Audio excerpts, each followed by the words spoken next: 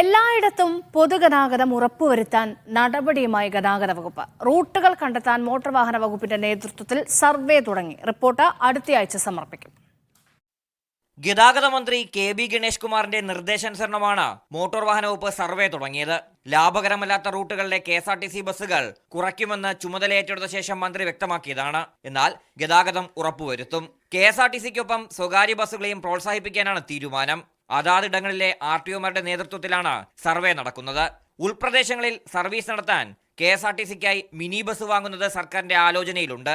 അതേസമയം KSRTC ശമ്പളം 2 ഗഡുക്കളായി കൊടുക്കാമെന്ന ഹൈക്കോടതി ഡിവിഷൻ ബെഞ്ച് ഉത്തരവ് മാനേജ്മെന്റിന് വലിയ ആശ്വാസമായി. കഴിഞ്ഞ മാസത്തെ ശമ്പള വിതരണത്തിന് സർക്കാരിനോട് 50 കോടി രൂപ ചോദിച്ചിട്ട് ധനവകുപ്പ് ഇതുവരെ മറുപടി നൽകിയിട്ടില്ല. RB Sanu, media 1, Thiruvananthapuram.